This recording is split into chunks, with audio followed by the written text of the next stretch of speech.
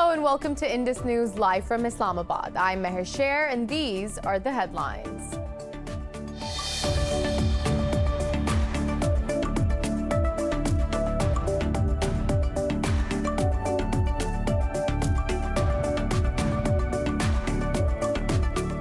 Pakistan's army says India is playing a negative role in the region. In a statement, Director General of Military's Media Wing, Major General Babar Iftikhar said Pakistan has presented a dossier in front of the world. He said India's propaganda has been exposed after EU Disinfo Lab's revelations.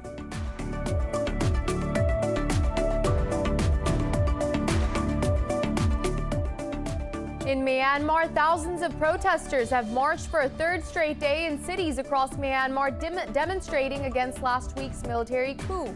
In the biggest city of Yangon, nurses and monks marched for the release of elected leader Aung San Suu Kyi. Calls to join protests and to back a campaign of civil disobedience have grown louder and more organized in Myanmar.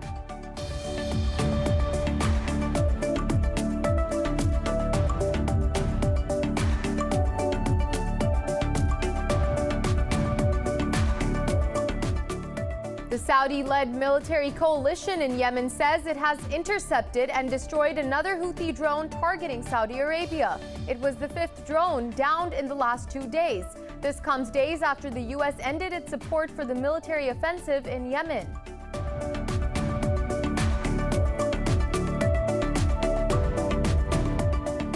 The coronavirus infections tally in the U.S. has surpassed 27 million, with the death toll crossing 463,000. Meanwhile, Pakistan has received another shipment of COVID-19 vaccine from China for the country's armed forces. However, the military has announced to distribute the consignment to frontline health workers. The country's death toll has topped 12,000 with 59 fatalities overnight. Globally, the virus has claimed over 2.3 million lives and infected over 106 million people so far.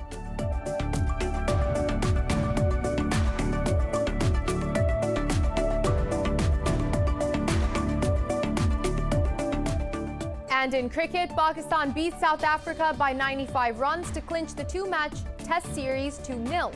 The Green Caps bowled out the Proteus at 274 runs. Hassan Ali was named man of the match for taking 10 wickets, while Mohammad Rizwan was declared man of the series.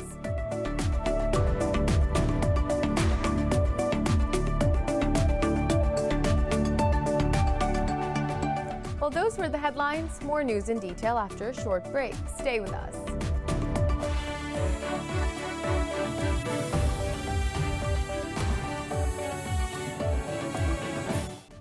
Welcome back. And now for the news in more detail. Pakistan's army says India is playing a negative role in the region. In a statement, Director General of the Army's Media Wing, Major General Babar Iftikhar said Pakistan has presented a dossier on Indian terrorism in front of the world. General Iftikhar said the way India is collaborating with terrorist organizations is dangerous for all regional countries. He said New Delhi's propaganda has been exposed after the EU Disinfo Lab and UN reports. He also noted that the nation fought the pandemic successfully with the help of its healthcare workers. And Pakistan says India's unilateral actions in occupied Jammu and Kashmir have paved the way for the world to intervene. It has urged the international community to compel India to implement the UN Security Council resolutions on holding a plebiscite in the valley. In an interview, Prime Minister's Special Assistant on National Security, Moeed Yusuf, said India is behaving like a rogue actor. He said New Delhi is playing role as a spoiler in Afghanistan and undermining Pakistan's sovereignty and stability. Yusuf said India's relations with all neighboring countries are getting worse under the BJP regime. The special assistant added New Delhi is involved in maligning Pakistan through fake NGOs breaking international laws. And President Joe Biden says the United States will not lift sanctions to get Iran to the negotiating table. In an interview, he said Tehran needs to stop enriching uranium first to hold talks on the revival of the nuclear deal. Clarifying Biden's statement, the U.S. administration says Iran needs to stop enriching uranium beyond the permitted limits. The president's comments follow demands from Iran's supreme leader Ayatollah Ali Khamenei. Khamenei said Tehran's final and irreversible decision is only to resume compliance with the deal if U.S. lifts sanctions. Speaking to Air Force commanders, he said Iran has fulfilled all its obligations under the deal, but the United States and 3 European countries have not. In Myanmar, authorities have warned protesters of a strict action if they break the rule of law amid demonstrations against a military coup. Last week, the military seized power and declared a year-long state of emergency. Thousands are taking part in the protests, calling for the release of elected leader Aung San Suu Kyi and for democracy to be restored. Police have used water cannon on workers conducting a nationwide strike. Earlier, the UN has urged the military leadership to ensure the protection of people's rights and refrain from using violence.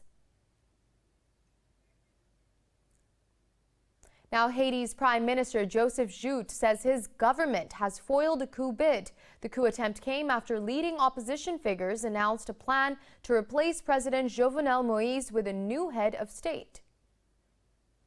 In a news conference, Prime Minister Jout said a senior police official and a Supreme Court judge were among the 23 people detained with money, guns, and ammunition. Jout said that they aim to arrest the president and facilitate the installation of a new president. Following the incident, President Moïse said that the plotters aim to make an attempt on his life. The opposition has been calling to pick a new president instead of waiting for general elections scheduled for September. But Moïse has categorically stated that he will not step down until his term expires in 2022.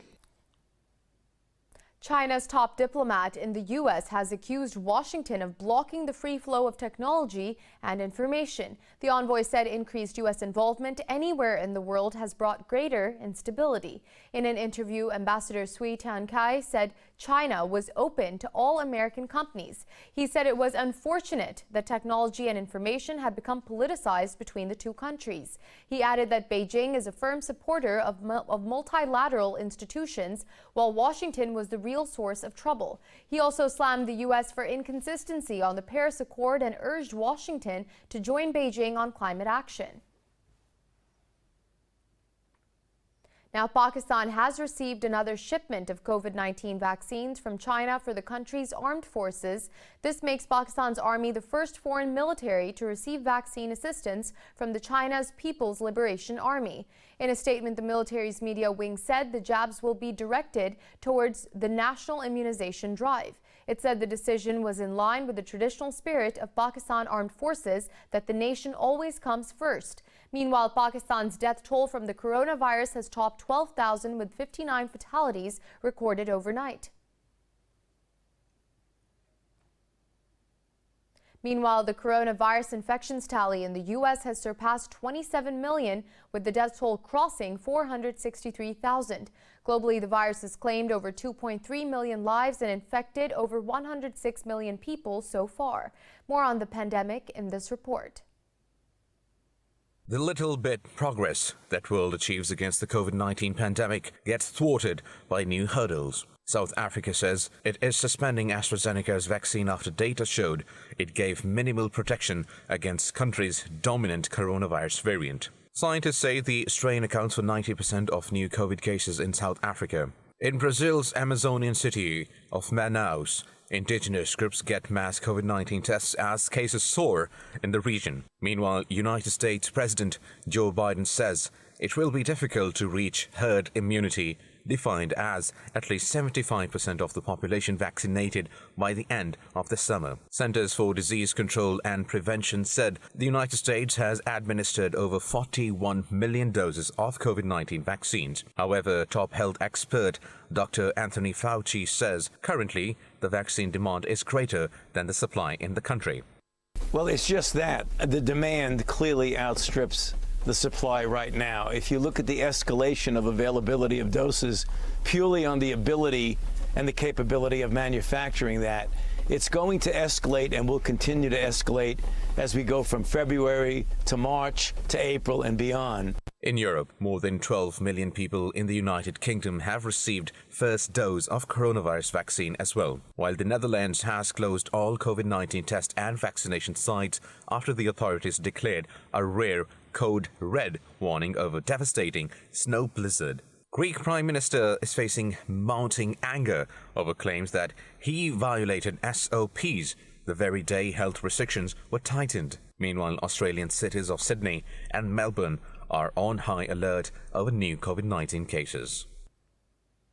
Now, Israel's Prime Minister Benjamin Netanyahu has pleaded not guilty to corruption charges as his trial resumed. Netanyahu confirmed a written response submitted by his lawyers before a three-judge panel in a Jerusalem district court. Hundreds of protesters gathered against him outside the court following weekly protests held in recent months. The document argued that Netanyahu is not guilty of charges of bribery, breach of trust, and fraud. He was indicted in 2019 for allegedly seeking regulatory favors for media tycoons in return for positive coverage, among other cases. Now the trial has started just 6 weeks before Israel's fourth parliamentary elections in 2 years. And the Israeli cabinet has approved a huge deal to buy warplanes, bombs, and other advanced military equipment from the United States. Israeli state media said the $9 billion deal includes Chinook helicopters, F-35 and F-16 warplanes, and aerial refueling tankers. It said the finance ministry has opposed the deal as Tel Aviv will need loans from U.S. banks to finance the plan. However, it said the decision was reached after a 7-hour-long cabinet meeting led by Defense Minister Benny Gantz. State media added the decision followed 3 years of delay to strengthen Tel Aviv's air forces. The U.S., which is Israel's largest military supporter, announced $38 billion in military aid over 10 years. And the Saudi-led military coalition in Yemen says it has intercepted and destroyed another Houthi drone targeting Saudi Arabia. It was the 5th drone downed in the last 2 days. In a statement, a coalition spokesman said the attack was aimed at civilians in southern Saudi Arabia. Earlier, the United States expressed concern over continued Houthi attacks. State Department spokesperson Ned Price called on the rebels to end violence. This comes only days after the U.S. ended its support for the military offensive in Yemen. And UN envoy to Yemen Martin Griffiths has discussed ways to resolve the Yemeni crisis with Iranian officials in Tehran. Iranian state media said Foreign Ministry's official Ali Asghar Khaji called for settling the conflict through political means. Khaji called for holding Yemeni to Yemeni talks and forming an all-inclusive government with the help of all political parties. Khaji also indicated Iran's readiness to deliver humanitarian and medical aid to Yemen. Griffiths is on a 2-day visit to Iran to support agreement among stakeholders and resume the political process.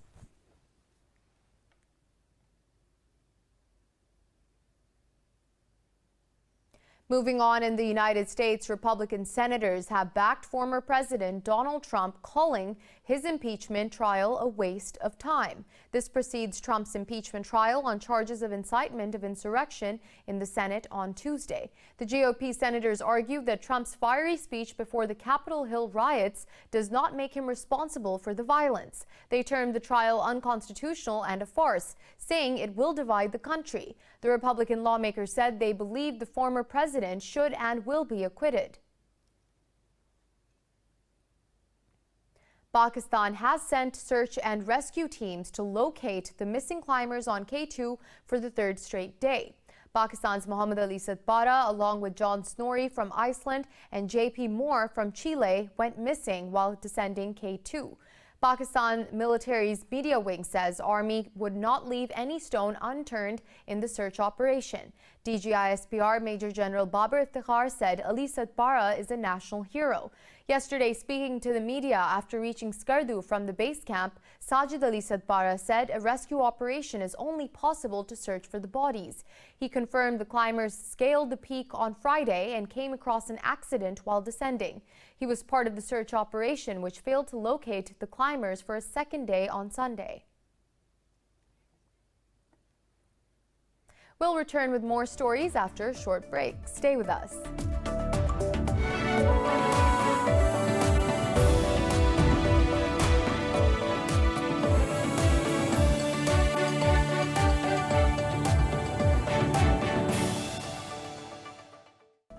We're back. The Indian government has once again asked Twitter to block more than 1,000 accounts linked with farmers' movement. Twitter so far has not acted on the government's complaint. The latest direction comes days after the center asked the social media giant to block 250 accounts over allegations of misinformation.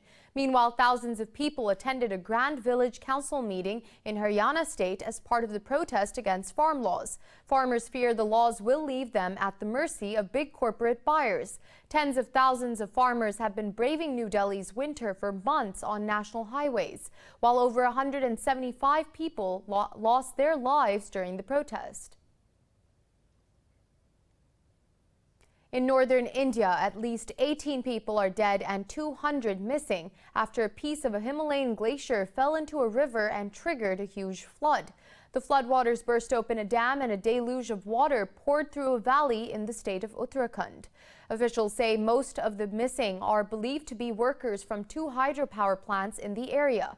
Rescue workers are focusing on a 2.5-kilometer-long tunnel where they said 30 to 35 people could be trapped. Authorities said there had been no voice contact yet with anyone in the tunnel. Sunday's violent surge swept away a small hydroelectric project and damaged a bigger one further downstream. Officials say 25 people have been rescued so far.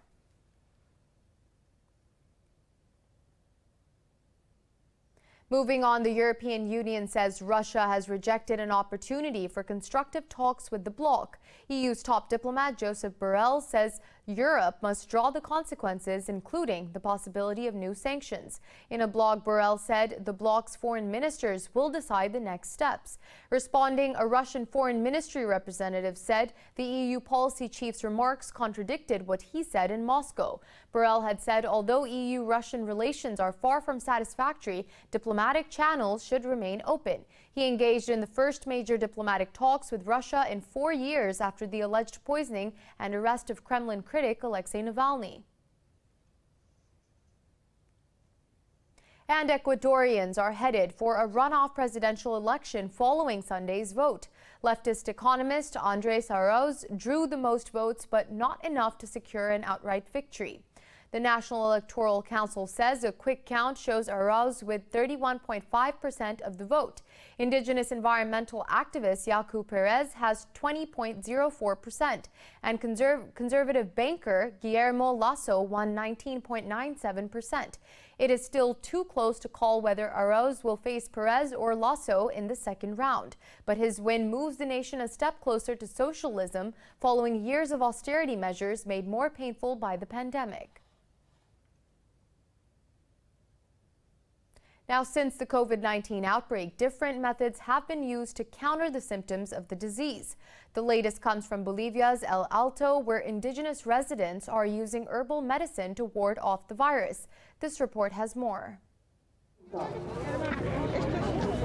Before COVID vaccines came to the fore, modern medicine was having a tough time against the virus. But that hasn't stopped Bolivians from lining up to use a steam booth for herbal medicine. They say this pre-Hispanic tradition works by boosting the body's respiratory system. They free the respiratory tract and lungs from lack of oxygen. All this is to prevent this disease, which is the coronavirus. For us, these medicinal plants are natural and they are excellent for our organism because God created them. Once inside the booth, they receive a steam treatment with herbs such as eucalyptus and chamomile. These herbs are for fever and COVID-19. This plant is called Carlosento and this one is called Enahuaya. Earlier, we did not value these plants. However, they have turned out to be very good for treating COVID-19 disease. These plants take away all the fever.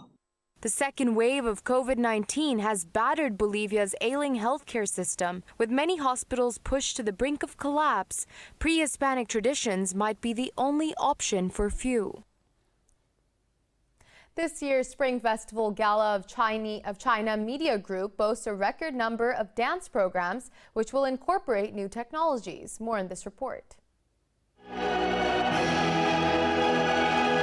To ring in the Chinese New Year, China Media Group will air the annual Spring Festival Gala this week. It will be the biggest stage in the program's history and a combination of 5G, 8K HD, artificial intelligence and virtual reality technologies. The blockbuster program will air live on February 11, Chinese Lunar New Year's Eve, to welcome the year of the ox with songs, performances, comedy, sketches and much more.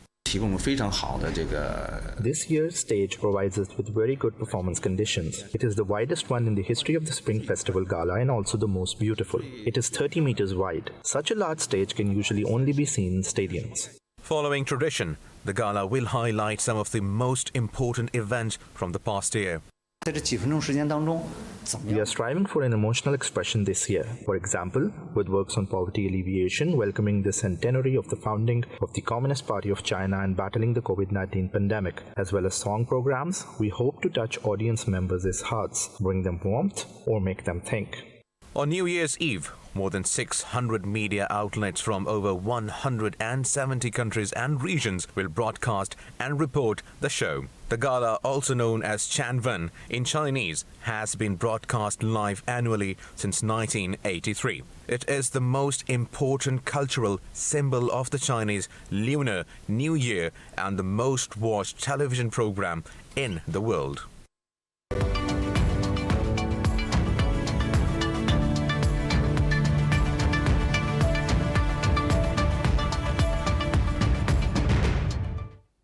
Let's look at the latest in business. European stocks are trading higher at the week's start, with markets tracking positive sentiment in Asia and the United States. Frankfurt shares rose by over 0.5%, outperforming the European peers in early trading, while London's FTSE rose up by almost 0.5% and France's CAC edged up by 0.6%. The Pan-European Stock 600 index edged up by 0.4%, adding to previous week's gains of 3.5%. Global markets also started the week on a stronger footing.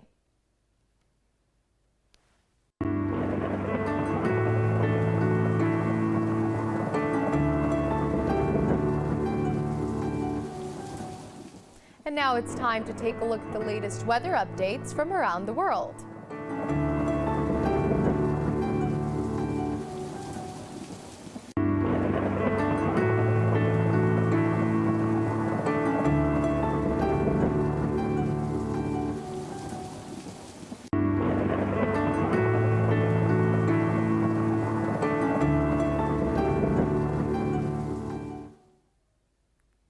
For the latest updates, you can follow us on social media at indus.news.